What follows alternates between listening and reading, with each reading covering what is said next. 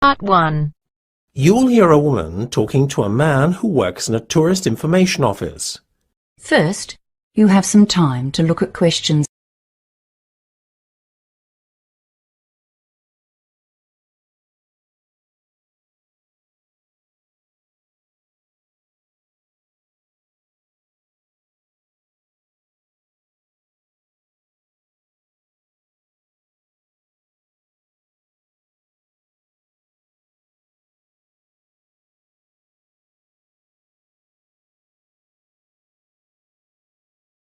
Good afternoon. Can I help you?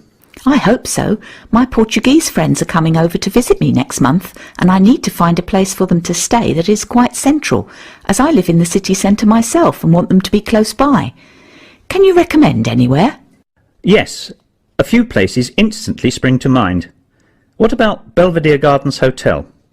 Despite what the name might suggest, it's right in the city centre, on Main Street, opposite Grimes Tower.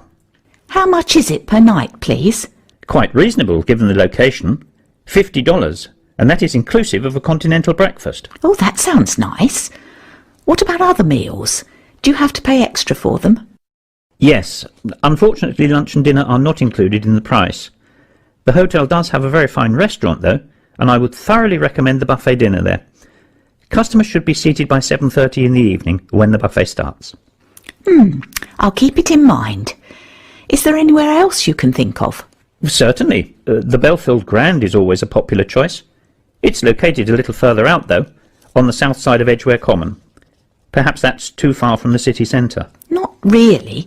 It's only a few stops on the subway. Depends on the price. Believe it or not, the Belfield is more expensive than Belvedere Gardens, $55. Oh, that's no good. Mind you, there is a $10 discount offered to customers who have booked online. There's also the fact that the price is inclusive of all meals, breakfast, lunch and dinner, served in the guest's lounge. Before listening to the rest of the conversation, you have some time to look at questions 7 to 10.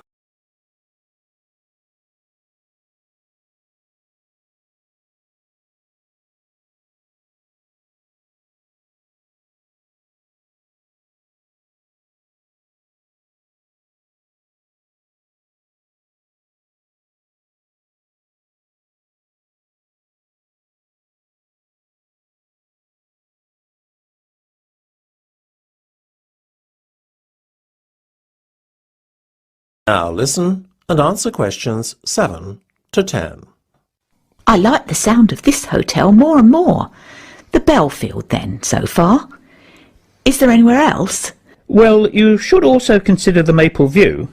I don't think I'm familiar with that one. You should be. It's right in the heart of the city, next to the entrance to the pedestrian zone that runs along High Street. Sounds lovely being so close to the shops. Tell me more. It gets better.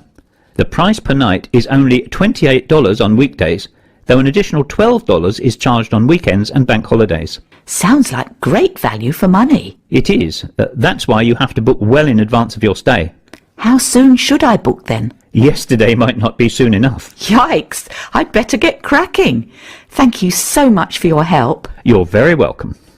That is the end of Part 1. You now have half a minute to check your answers.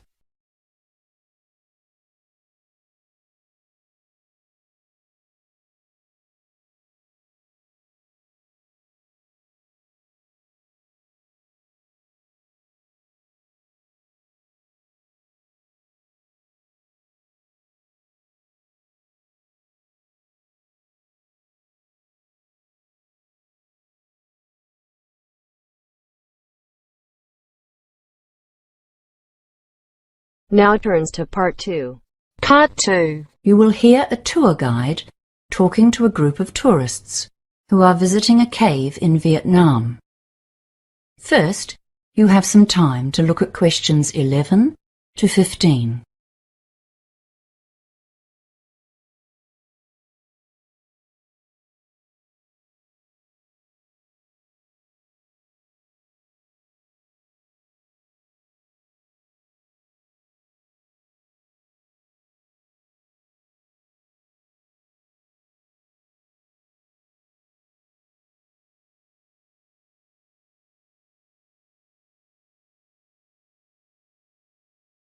Now listen carefully and answer questions 11 to 15. Good morning, everyone. Welcome to our visit to one of the most famous caves in Vietnam. As you know, this cave is famous for its wildlife, and one of the creatures you will observe in here is the small cave cockroach. They live mostly on the bird and bat droppings that are so plentiful in the caves. The guardrails along the trails are covered with these droppings, and this makes a feast for the cockroaches, so be careful where you put your hands. They will not harm you, but it can be a shock if you touch them. Once you're in one of the main caves, look out for the green centipedes. They will not be on the trail, but can often be seen on the wall close by. They feed on other insects and are fascinating to look at because of their colour and, of course, their many legs. Please do not try to pick one up, though. These centipedes have a very nasty poisonous bite. There are also deep red millipedes. These have a fully rounded shape, and they look like a streamlined elongated train with 100 or so closely packed legs extending right and left. When you get to the large high caves, you should look right up above you for the swifts and bats. The bats in this cave are mostly a type of dwarf bat, which are common in this part of the world. They will be clustered high up against the walls, maybe 100 or 200 together. They look like shadows high on the walls of the cave. They are likely to be very quiet right now, but because there are so many of them together, you will have no difficulty identifying them. They sleep all day until they all leave the cave in a massive flock on their nightly hunt for flying insects. The swifts are the creatures you can see flying around during the day, especially if they have young ones to feed. They can navigate in the darkness here and will fly outside in ones and twos at dusk to catch small winged insects like mosquitoes. However, they tend to return before it's pitch black outside, and they do not hunt at night. The swifts make nests, usually higher up on the ceiling of the cave. Before you hear the rest of the talk, you have some time to look at questions 16 to 20.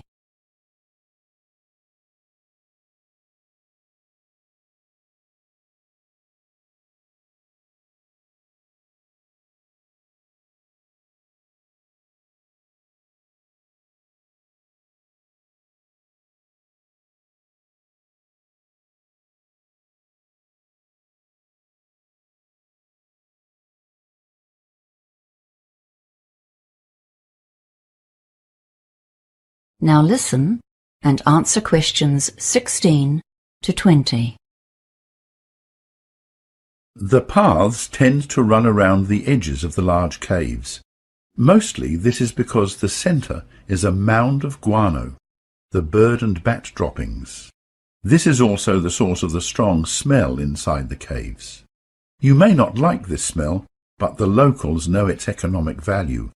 They have harvested the products of these caves for centuries. The guano is very valuable as fertilizer, and so it's collected each year, once the young birds have grown and the swifts have abandoned their nests. The guano is not the only valuable byproduct of the wildlife here. As you travel through the caves, you will notice some bamboo structures. These very flimsy-looking sets of poles that go a full 100 metres right up to the roof are what the locals climb up to gather the swifts' nests. These are even more valuable than the guano, as they are the main ingredient in bird's nest soup. Before you begin, it's time for some safety instructions.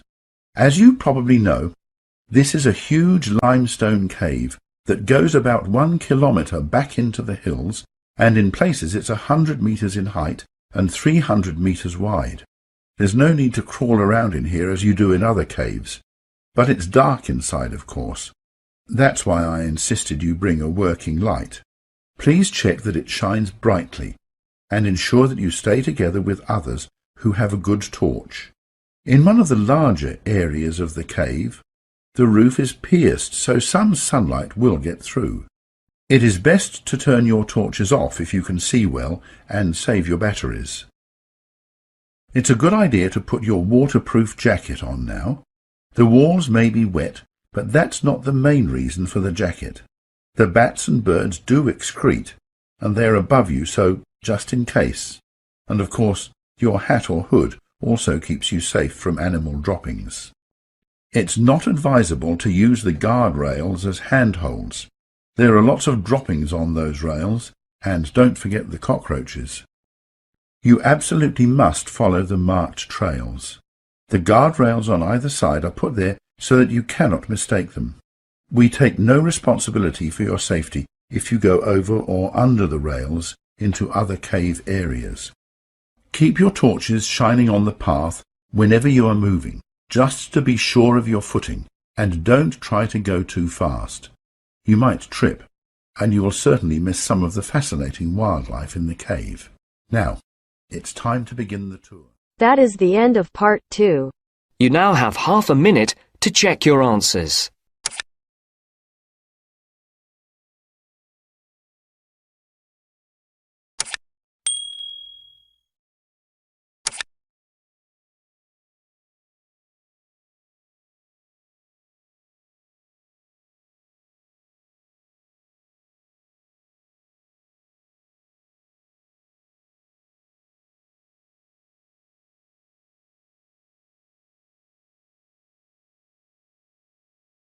Now turns to part 3. Part 3. You will hear two biology students called Helen and Colin talking about the report they are writing on their recent field trip to a seaside area called Rocky Bay. First, you have some time to look at questions 21 to 26.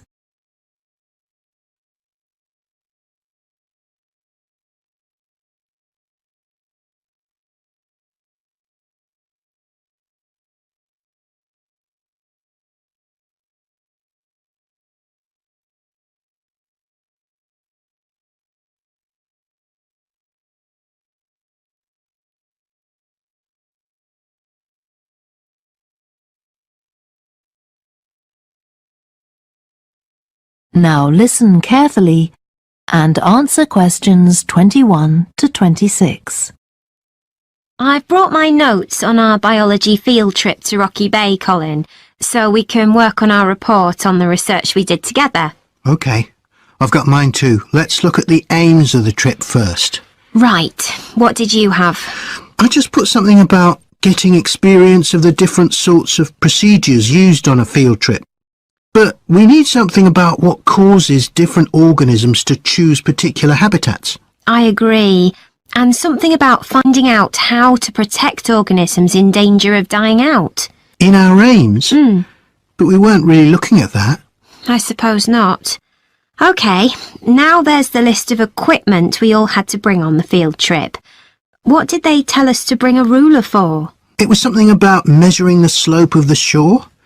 But of course we didn't need it because we were measuring wind direction and we'd brought the compass for that. But not the piece of string to hold up in the air. Didn't Mr. Blake make a fuss about us leaving that behind? Yeah, he does go on. Anyway, it was easy to get one from another of the students. Now, the next section's the procedure.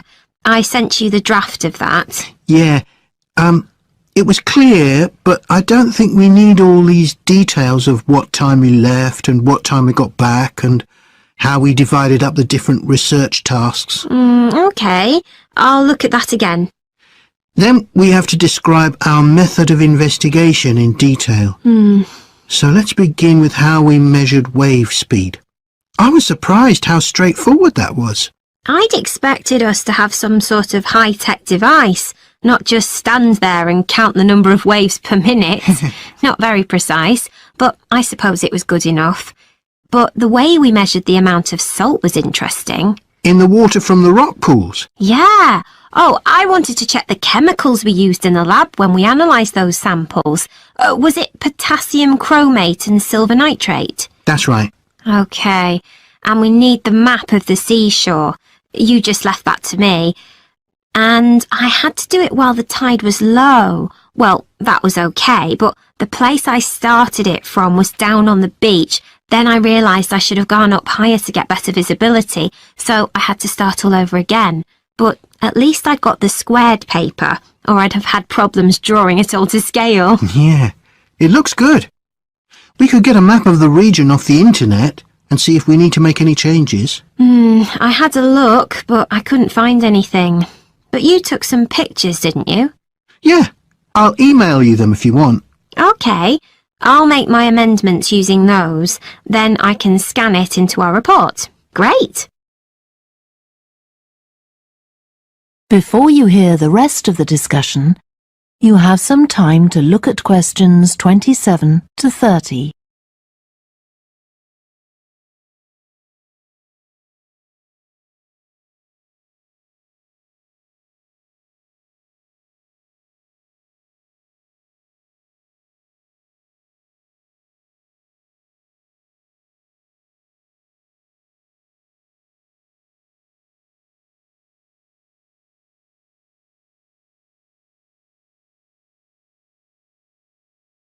Now listen and answer questions 27 to 30. Now, when we get to our findings, I thought we could divide them up into the different zones we identified on the shore and the problems organisms face in each zone. So for the highest area, The splash zone. yeah, we found mostly those tiny shellfish that have strong hard shells that act as protection. But not from other organisms that might eat them. Predators. No, that's not the main danger for them, but the shells prevent them from drying out because they're in the open air for most of the time. Right. And since they're exposed, they need to be able to find some sort of shelter or cover themselves up so they don't get too hot. Then in the middle and lower zones nearer the sea, we need to discuss the effects of wave action. Yes, and how organisms develop structures to prevent themselves from being swept away or even destroyed by being smashed against the rocks. I haven't done anything on the geological changes. I don't know what to put for that. No, we weren't concentrating on that. Maybe we need to find some websites. Good idea. I've got the lecture notes from Mr. Blake's geology course, but they're too general. But we could ask him which books on our reading list might be most helpful. Right. OK, now I did a draft of the section of sources of possible error in our research, but I don't know if you agree. For example, the size of the sample and whether it's big enough to make any general conclusions from. But I thought actually we did have quite a big sample. We did. And our general method of observation seemed quite reliable. But we might not be all that accurate as far as the actual numbers go. Yeah, we might have missed some organisms, if they were hiding under a rock, for example. I wasn't sure about the way we described their habitats. I decided it was probably okay. Yeah, and the descriptions we gave of the smaller organisms, they weren't very detailed, but they were adequate in this context. I'm not sure we identified all the species correctly, though. Okay, we'd better mention that. Now, how are we... That is the end of part 3. You now have half a minute to check your answers.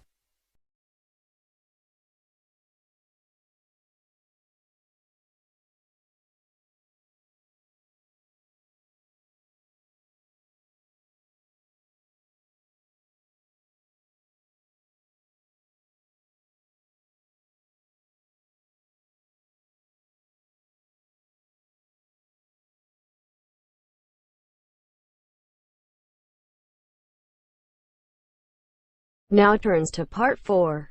Part 4. You are going to hear a lecture about various issues in land management and ownership systems by Professor Fred Roberts. You now have some time to read questions 31 to 40.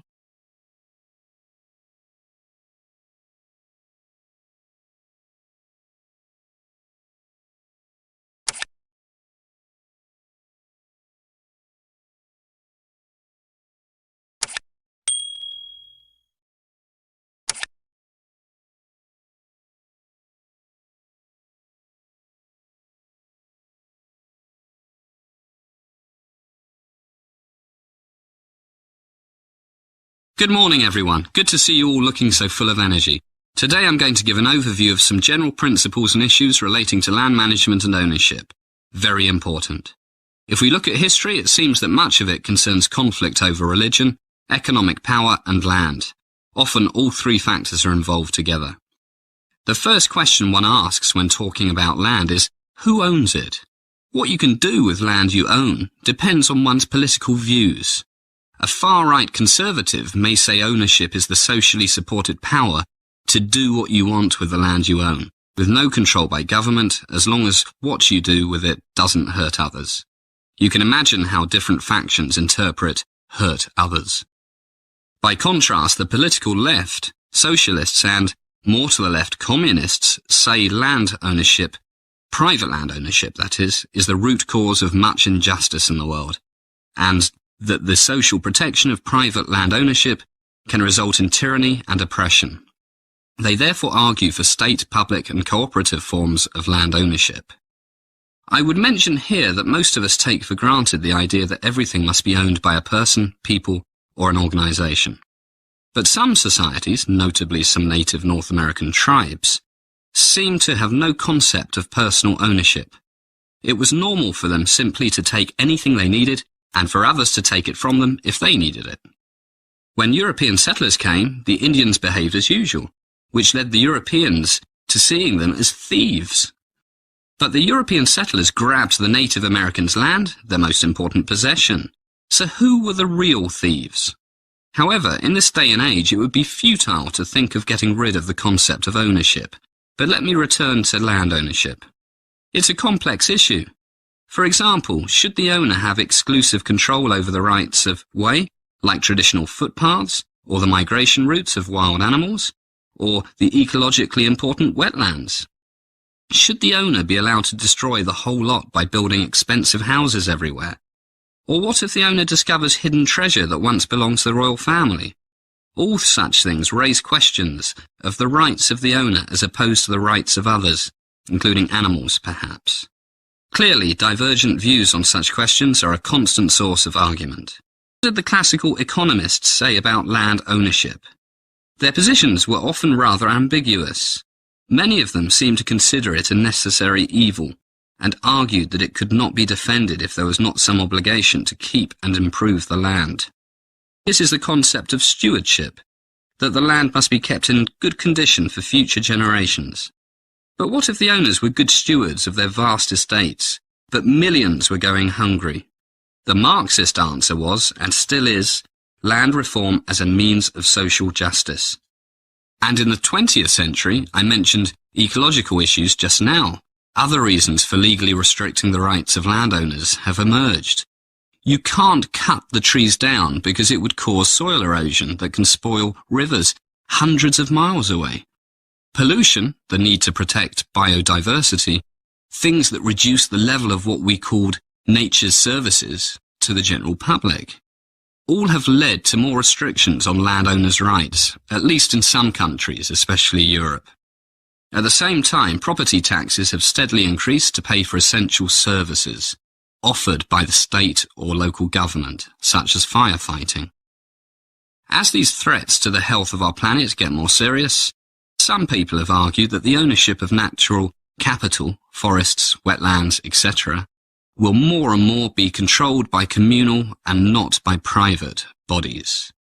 For example, the use by multinational companies of native plant varieties for modified crops and new drugs, plants that they seldom paid for in the past, are now increasingly recognized as belonging to the cultures or ecosystems from which they originated. But it seems to me that having the land and its flora and fauna owned by governments is no guarantee that they'll be used wisely, rather than for short-term profit. The evidence is that local ownership protected by law is usually the best answer. Okay, it will soon be time for a break, but before we have our coffee, I will give the answers to the two questions I asked you last time. What are the differences between leasehold and freehold? Essentially, the former allows possession for a limited time, while the latter is a special right granting the full use of real estate for an indeterminate time. In this country, most houses are sold with the land and the house itself freehold, whereas many flats are sold with a lease which was issued by the freeholder to the original leaseholder. The flat is then effectively owned by the leaseholder for an agreed number of years. That is the end of part 4. You now have half a minute to check your answers.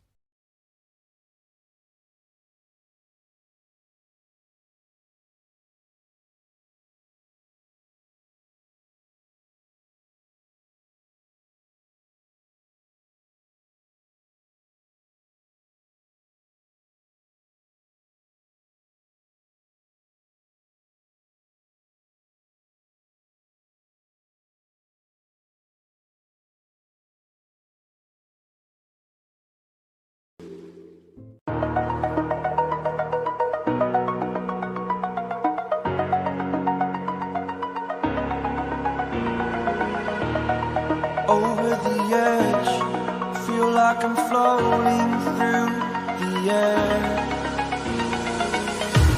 The pain I felt is paid for, all is said and done.